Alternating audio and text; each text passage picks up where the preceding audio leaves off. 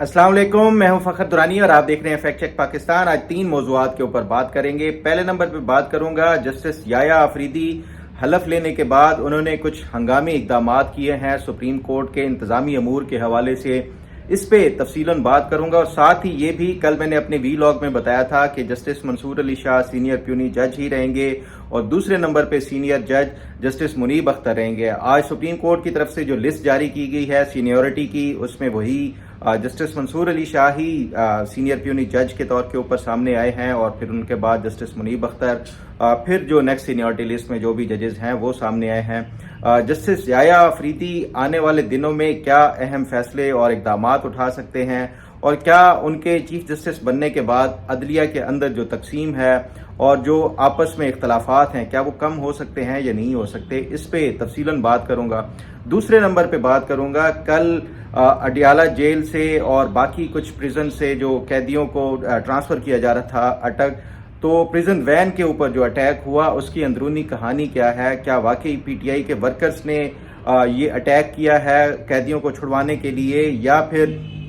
इसकी कहानी कुछ और है, इस पे तफसीलन बात करूंगा। और तीसरे नंबर पे बात करेंगे पीटीआई के अंदर फॉरवर्ड ब्लॉक बनाने के हवाले से आवाज़ें दिन ब दिन बढ़ती जा रही हैं और ये हर रोज़ाना की बुनियाद के ऊपर नई खबरें और नई रिपोर्ट्स आ रही हैं कि पीटीआई का बुनियादी तौर के ऊपर उसको तकसीम करने का और फॉरवर्ड ब्लॉक में इसको बांटने का एक जो प्रोसेस है वो शुरू हो चुका है। क्या इसमें हकीकत है और कौन फॉरवर्ड ब्लॉक बनाएगा तो उसको कौन लीड करेगा, इस हवाले से भी तफसीलन बात करूंगा। सबसे पहले बात कर लेते हैं जस्टिस याया अफरीदी के हवाले से। आज उनकी तकरीब हलफ बर्दारी हुई, उसमें हमने देखा साबिक chief justice justice Iftikhar Chaudhary, justice Bandial, justice तसद्दुक जिलानी और काफ़ी सारे जो रिटायर्ड जज साहिबान वो तो मौजूद थे ही, लेकिन जो नाराज़ ग्रुप था सुप्रीम कोर्ट का जिन्होंने जस्टिस काजी फायज ईसा की जो रेफरेंस था उसमें शिरकत नहीं की थी, लेकिन आज तकरीब हलफ बर्दारी में वो भी नजर आए। जस्टिस अतर मिनल्ला, जस्टिस आयशा मलिक, जस्टिस मुनीब अख्तर, ये तमाम जस्टिस शाहिद वहीद, ये तमाम जो जज साहिबान थे ये आज तकरीब हलफ बर्दारी में थे जस्टिस याया अफरीदी के। तो उस पे ये कहा जा रहा था पहले तो कि सीनियरिटी लिस्ट जो है वो चेंज हो जाएगी सुप्रीम कोर्ट की खास तौर के ऊपर 26वीं आईनी तरमीम के बाद।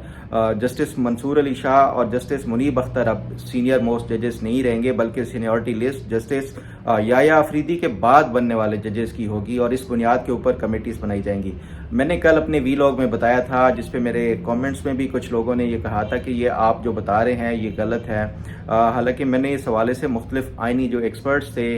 उनसे भी बात की थी और कुछ अपनी जो आइन के जो मुतलका आर्टिकल है जजेस के हवाले से वो पढ़ के जो मेरी अपनी अंडरस्टैंडिंग थी यही थी कि सीनियरिटी लिस्ट चेंज नहीं होगी और वही हुआ। आज सुप्रीम कोर्ट की तरफ से एक नई लिस्ट जारी कर दी गई है जो उनकी वेबसाइट के ऊपर, जिसमें सीनियरिटी में टॉप के ऊपर जस्टिस मंसूर अली शाह ही हैं सीनियर प्यूनी जज के तौर के ऊपर और उसके बाद जस्टिस मुनीब अख्तर हैं। अब जस्टिस याया अफरीदी ने हलफ लेने के बाद जो सबसे पहला काम किया, आज एक ऑफिस ऑर्डर उनकी तरफ से जारी किया गया है कि प्रैक्टिस एंड प्रोसीजर एक्ट के तहत उन्होंने जो कमेटी 3 रुकनी कमेटी बनाई जानी है जो कि बेंचेस की तश्कील के हवाले से या आर्टिकल 184 के तहत कौन से मुकदमात लेने हैं उसके हवाले से जो फैसला साजी करनी है, वो जस्टिस याया अफरीदी ने, जो कि जस्टिस काजी फायज ईसा के दौर में कमेटी एक और थी, लेकिन जस्टिस याया अफरीदी ने आते ही ये एक ऑफिस ऑर्डर जारी किया है कि वो जस्टिस मंसूर अली शाह को और जस्टिस मुनीब अख्तर को दोबारा इस कमेटी का हिस्सा उन्होंने बना दिया है। तो पहला काम उन्होंने आते ही, जो मैं समझता हूं कि ये एक बड़ा अच्छा किया है, वो इस सेंस में अच्छा किया है कि जो सुप्रीम कोर्ट के अंदर जजेस की ग्रुप बंदी और धड़े बंदी और इख्तलाफात हैं उसको ये कम करने की और ख़त्म करने की एक अटेम्प्ट और एक कोशिश की गई है जस्टिस याया अफरीदी की तरफ से। क्योंकि आपने देखा कि जस्टिस मंसूर अली शाह ने, जिस दिन काजी फायज ईसा साहब ने supreme court practice and procedure ordinance के तहत सुप्रीम कोर्ट की ये जो 3 रुकनी कमेटी थी वो तब्दील करते हुए जस्टिस मुनीब अख्तर को इसमें से निकाल के जस्टिस अमीनुद्दीन खान को लगाया था, तो उसके बाद इख्तलाफात मजीद शिद्दत अख्तियार कर गए थे जजेस के दरमियान। और जस्टिस जो इन्होंने ना सिर्फ ये मंसूर अली शाह साहब ने एक ख़त लिखा کہ آپ نے یہ کس اس کے تحت کیا ہے، بلکہ اپنے تحفظات کا بھی اظہار کیا تھا۔ تو یہ جو جسٹس یحییٰ آفریدی کی طرف سے ایک میں سمجھتا ہوں یہ جو انہوں نے آرڈر جاری کیا ہے، یہ ایک کوشش ہے ججز کے درمیان ایک جو اختلافات اور بڑھتی ہوئی جو خلیج ہے اس کو کم کرنے کے حوالے سے۔ لیکن سوال یہ ہے کہ کیا جسٹس یحییٰ آفریدی کے جو یہ اقدامات ہیں، کیا وہ اس جو انٹرنل پالیٹکس ہے سپریم کورٹ کے اندر ججز کے درمیان، کیا وہ ختم ہو سکے گی؟ اور کیا جو جسٹس منصور علی شاہ اور جسٹس منیب اختر کے گریونسز ہیں، خاص طور کے اوپر جو ان کو محروم رکھا گیا چیف جسٹس بننے سے 26ویں آئینی ترمیم کے بعد، کیا وہ جسٹس منصور علی شاہ اس کو وہ بھلا پائیں گے؟ میں یہ سمجھتا ہوں جتنی میری ایک صحافتی جو ایک کریئر میں جو جتنا بھی انڈرسٹینڈنگ ہے اور جتنا میں نے ان ججز کو دیکھا یا ان کے فیصلوں سے وہ کیا ہے، جسٹس منصور علی شاہ جو کل خاص طور کے اوپر انہوں نے جسٹس قاضی فائز عیسیٰ کے خلاف خط لکھا، اس کے بعد میں سمجھتا ہوں ان کا جو غصہ ہے اور جو ان کی گریونسز ہیں یہ ختم نہیں ہوں گی۔ یہ آنے والے دنوں میں ان کے جو ریمارکس ہوں گے اس میں بھی ریفلیکٹ ہوگی، اور پھر اسی طرح ہی ہوگا کہ حکومت کے خلاف اگر یہ ریمارکس دیتے ہیں یا کوئی اس طرح کی ججمنٹس دیتے ہیں تو اس سے یہی ہمیشہ سے انڈیکیٹ ہوگا کہ یہ ان کو جو محروم رکھا گیا ہے چیف جسٹس بنانے سے، یہ اس کا غصہ اتار رہے ہیں۔ پھر جو ریمارکس ہیں یا پھر کوئی اگر ڈائسینٹنگ نوٹس آتے ہیں کوئی اس طرح کے ججمنٹس میں اپنے ججز کے درمیان بھی، تو پھر اس سے میں یہ سمجھتا ہوں کہ یہ آپس میں جو خلیج جسٹس یحییٰ آفریدی نے اس کو کم کرنے کی کوشش کی ہے اور ججز کو ملانے کی کوشش کی ہے، میں نہیں سمجھتا کہ یہ کم کر سکیں گے۔ اس لیے میرا جو ماننا ہے کہ جسٹس یحییٰ آفریدی کے لیے یہ جو آنے والے 3 سال ہیں وہ بڑے چیلنجنگ ہوں گے۔ ایک تو یہ کہ دونوں جو ان سے سینئر جج صاحبان ہیں وہ ان کے ٹینیور میں ریٹائرمنٹ بھی ان کی ایج نہیں آنے والی، جسٹس منصور علی شاہ کی بھی اور جسٹس منیب اختر کی بھی، یعنی یہ جسٹس یحییٰ آفریدی کے ایون ریٹائرمنٹ کے بعد تک بھی ان کا جو ہے وہ ٹینیور جاری رہنے کے حوالے سے ہے۔ تو یہ میرے نزدیک میں یہ سمجھتا ہوں کہ یہ جسٹس یحییٰ آفریدی کے لیے آنے والے دنوں میں خاص طور کے اوپر یہ جو 2 سینئر موسٹ ججز ہیں یہ بہت زیادہ چیلنجز سامنے لائیں گے، اور اگر جسٹس یحییٰ آفریدی ان کی لائن کو ٹو کرتے ہوئے انہوں نے کام کیا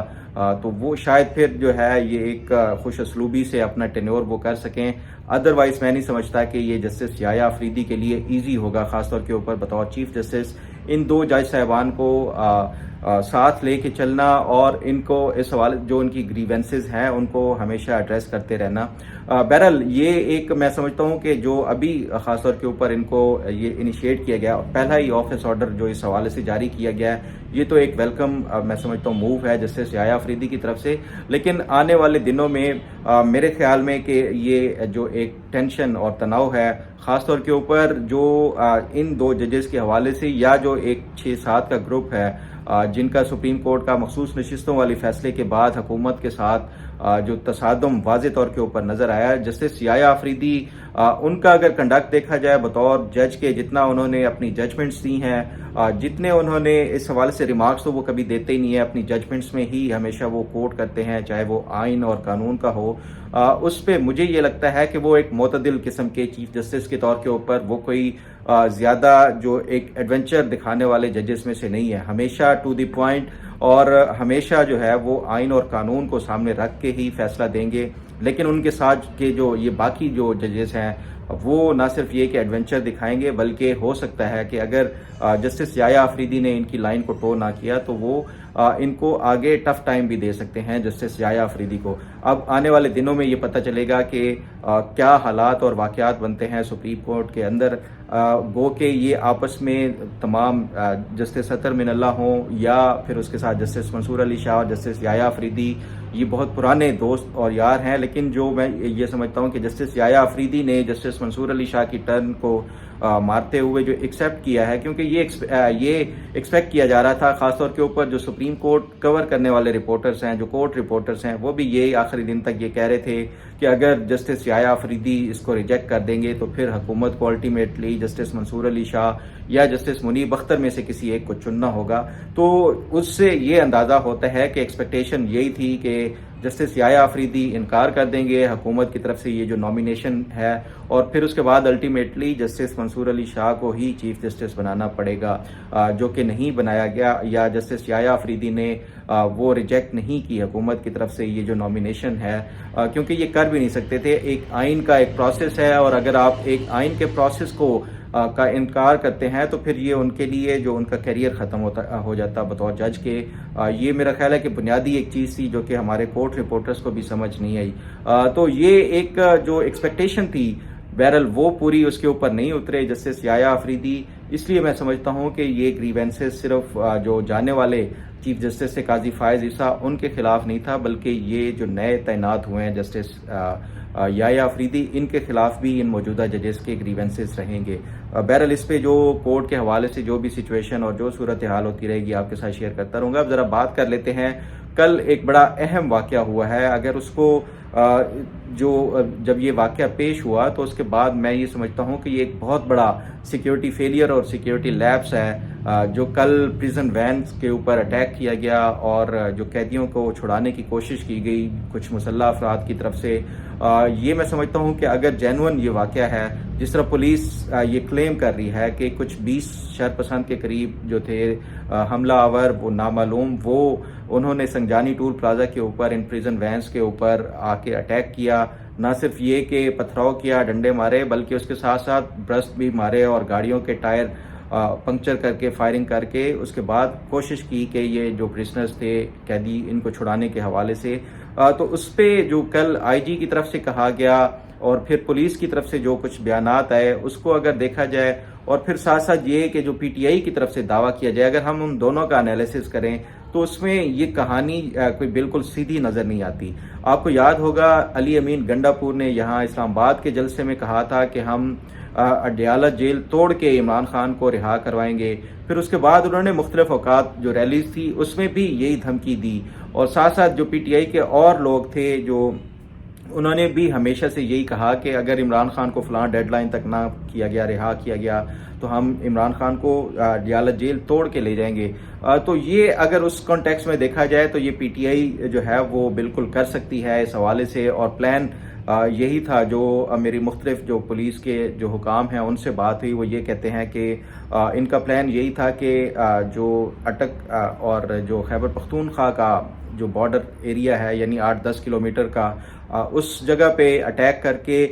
जो प्लान यही था कि इन कैदियों को रिहा करवा के भगा दिया जाएगा और ये फिर एंटर हो जाएंगे खैबर पख्तूनख्वा में, और फिर उसके बाद इनको कोई पकड़ नहीं सकता था। क्योंकि इसमें जो कल इनिशियल रिपोर्ट्स आई जो पुलिस की तरफ से, वो यही था कि इन कैदियों में ना सिर्फ ये 3 MPs थे, बल्कि उसके साथ साथ कुछ जो पुलिस एहलकारान गिरफ्तार किए गए थे। खैबर पख्तूनख्वा पुलिस के जो एहलकारान थे यहाँ इस्लामाबाद में, जब अली अमीन गंडापुर के साथ रैली में वो आए थे, उनको गिरफ्तार किया गया था, वो भी इसमें शामिल थे, और कुछ पीटीआई के वर्कर्स थे। तो ये जो इनकी तरफ से मनसूबाबंदी यही थी कि अब ये इनको जब ये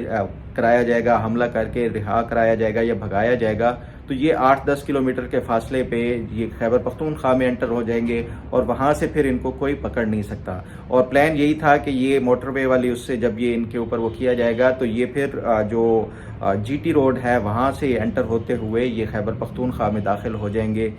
ये एक मंसूबा था। जो मेरी मुख्तलिफ पुलिस वालों से बात हुई वो ये बताते हैं कि ये एक पूरा मंसूबा था और ये मैसेज देना था कि हम अगर ये इन आम कैदियों को छुड़वा सकते हैं तो हम इमरान खान को भी छुड़वा सकते हैं। पुलिस वालों की तरफ से ये एक बयानिया और ये एक बयान आ रहा है। वो ये बताते हैं साथ कि जब ये अटैक हुआ, कुछ जो ब्रस्ट वगैरह मारे गए, शीशे तोड़े गए डंडे और पथराव से, तो उसके बाद ये जो कुछ प्रिजनर्स जो थे वो बिल्कुल नहीं उतरे और उन्होंने भागने की कोशिश नहीं की, लेकिन उसमें से कुछ प्रिजनर्स ने भागने की कोशिश की और पुलिस ने उनको दोबारा पकड़ लिया। अब ये आईजी की तरफ से बयान था, लेकिन जो पुलिस की तरफ से बयान था कि इसमें जो है वो हमने भागने नहीं दिया जो जितने भी प्रिजनर्स थे, और उनको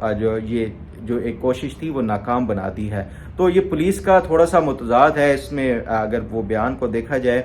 लेकिन इसमें जो मैं समझता हूँ कि अगर ये जो वर्कर्स को भगाने वाला होता और ये वाकई सीरियस अटेम्प्ट होती, पीटीआई की तरफ से ये जो एक वो दिया गया है, इसका काउंटर जो जवाब दिया गया है वो ये कहते हैं कि ये एक ड्रामा रचाया गया है اب یہ اس ڈرامے کے کیا جو ہے وہ محرکات ہیں یہ تو نہیں پتا، لیکن وہ یہ بھی کہتے ہیں کہ یہ پولیس کا ایک جو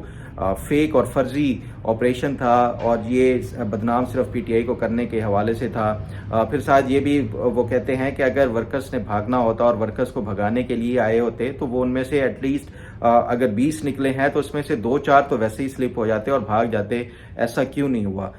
جو میری اپنی اگر ان سب دونوں سائڈز کا وہ دیکھا جائے تو اس میں یہ نہیں لگتا کہ یہ کوئی سٹیجڈ ہو، خاص طور کے اوپر یہ جس طرح بتایا گیا۔ پھر جو ویڈیو سوشل میڈیا کے اوپر سرکولیٹ ہوئی جس میں تمام جو اٹیک کرنے والے لوگ تھے سب نے ماسک پہنے ہوئے تھے، پی ٹی آئی کی طرف سے یہ کہا جاتا ہے کہ یہ ماسک جو ہے وہ شاید یہ ایجنسیز کی طرف سے لوگ تھے یا پولیس کے اپنے لوگ تھے جنہوں نے وہ کیا ہے تاکہ اپنی جو ہے وہ آئیڈینٹی کو چھپا سکیں۔ لیکن یہ ہمیشہ سے اگر آپ دیکھیں جتنے بھی دہشت گردانہ حملے ہوتے ہیں یا اوورآل جو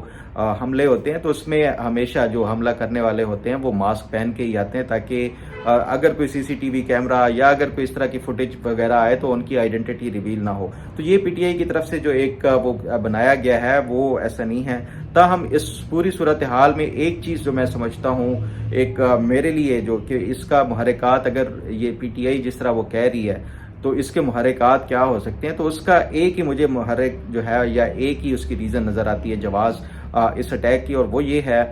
کہ جو عمران خان کو بارہا عدالتیں کہتی ہیں کہ عمران خان کو عدالت لایا جائے، عمران خان کو پیش کیا جائے، ان پرسن پیش کیا جائے، پی ٹی آئی کی طرف سے بھی یہ ہمیشہ سے مطالبہ کیا جاتا ہے۔ تو یہ جو پریزن وین والا جو ایک وہ کیا گیا اٹیک کیا گیا ہے اس سے میرا خیال ہے کہ یہ اسٹیٹ کو اور حکومت کو یہ ایک جواز مل جائے گا کہ عمران خان کی ٹرانسپورٹیشن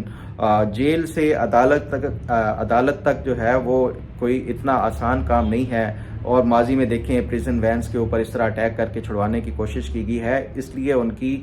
جیل کے اندر ہی جو سماعت ہے وہ کی جائے۔ تو میرا خیال ہے کہ اگر صرف ایک ہی اس کا کوئی ریزن اور جواز جو واضح طور کے اوپر کہ واقعی اگر حکومت کی طرف سے ہی یہ سٹیج کردہ ہے تو اس کی یہی ہو سکتی ہے، ادروائز میں یہ سمجھتا ہوں کہ یہ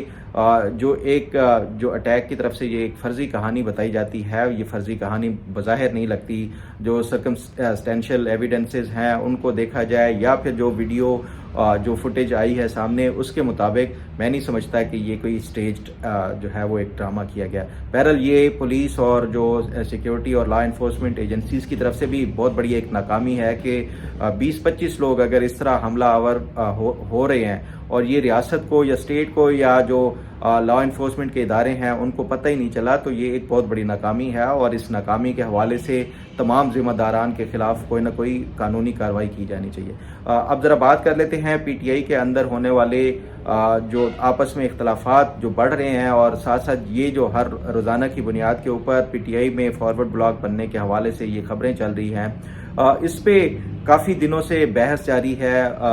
اور اس حوالے سے میں نے اپنے مختلف جو ذرائع ہیں ان سے بات کی اور ان سے پوچھا کہ کیا واقعی کوئی اس طرح کی کوئی اٹیمپٹ کی جا رہی ہیں پی ٹی آئی کو توڑنے کے حوالے سے اور پی ٹی آئی کے اندر فارورڈ بلاک بنانے کے حوالے سے۔ آپ کو یاد ہو یہ جو میں سمجھتا ہوں اسٹیبلشمنٹ کی طرف سے ایک بڑا جو آزمودہ ایک فارمولہ ہے، ماضی میں بھی ایسا ہوتا آیا ہے، جتنی بڑی پولیٹیکل پارٹیز جنہوں نے اسٹیبلشمنٹ کو چیلنج کیا انہوں نے ہمیشہ پارٹی کے اندر فارورڈ بلاک بنا کے پارٹی کے اندر تقسیم کروا کے جو پارٹی کو کمزور کرنے کی کوشش کی ہے۔ تو پی ٹی آئی بھی اس سے میں نہیں سمجھتا کہ مبرہ ہوگی ان تمام چیزوں سے، اور اس حوالے سے مختلف جو میرے ذرائع سے بات ہوئی وہ یہ کہتے ہیں کہ بالکل اس حوالے سے کام جاری ہے پی ٹی آئی کو توڑنے کے حوالے سے، اور یہ بھی کہ آنے والے دنوں میں ایک بہت بڑا فارورڈ بلاک سامنے آ سکتا ہے، اور پی ٹی آئی کو جو زیادہ تر جو بڑے نام ہیں اس میں سے توڑ کے پھر آپ جو ہے اس کو کمزور کر سکتے ہیں۔ بہرحال میں نہیں سمجھتا کہ اس سے پی ٹی آئی، کیونکہ پی ٹی آئی کا ورکر یہ جتنے بھی بڑے بڑے نام ہیں اس میں کوئی شک نہیں ہے کہ ان کے اپنے حلقوں میں کچھ نہ کچھ ورتھ اور کچھ سے اور ووٹ اپنا ہوتا ہے، لیکن اس کے باوجود بھی جو عمران خان فیکٹر ہے پی ٹی آئی اس وقت تک ہے جب یہ عمران خان جب تک جو ہے وہ اس پارٹی کو وہ لیڈ کرتے رہیں گے، اس کے بعد میں نہیں سمجھتا کہ کسی اور جو لیڈر ہے وہ ارریلیونٹ ہے۔ بہرحال اس حوالے سے کام بالکل جاری ہے۔ آپ نے دیکھا جو بشرا بی بی کی رہائی جو ایک پر اسرار طریقے سے ہوئی، اور پھر آج ہی ایک خبر آئی ہے کہ جو پی ٹی آئی کے صدر ہیں چودھری پرویز الہی، ان کو بھی اجازت دے دی گئی ہے کہ وہ بیرون ملک جا سکتے ہیں۔ شاہ محمود قریشی کے حوالے سے بھی سننے میں یہی آ رہا ہے کہ ان کو بھی ضمانت کے اوپر رہائی مل سکتی ہے۔ تو یہ اس حوالے سے یہ جو جتنے بھی اشارے اور جتنے بھی آثار نظر آ رہے ہیں، اس سے تو بظاہر یہی لگتا ہے کہ ایک سیریس اٹیمپٹ کی جا رہی ہے پی ٹی آئی کو تقسیم کرنے کی، اور اس میں ایک بڑا فارورڈ بلاک، کیونکہ 2-4 بندے توڑنے سے شاید یہ پی ٹی آئی کو ڈینٹ نہیں پڑے گا، لیکن اگر کوئی بڑا فارورڈ بلاک بن جاتا ہے تو شاید اس سے پی ٹی آئی کو ایک دھچکا لگے گا۔ اس پہ آنے والے دنوں میں جو بھی اپڈیٹ اور انفارمیشن ہوگی وہ آپ کے ساتھ ضرور شیئر کروں گا۔ امید ہے آپ کو آج کا پروگرام بھی پسند آئے گا۔ اللہ تعالیٰ آپ کا حامی و ناصر ہو۔ اللہ حافظ۔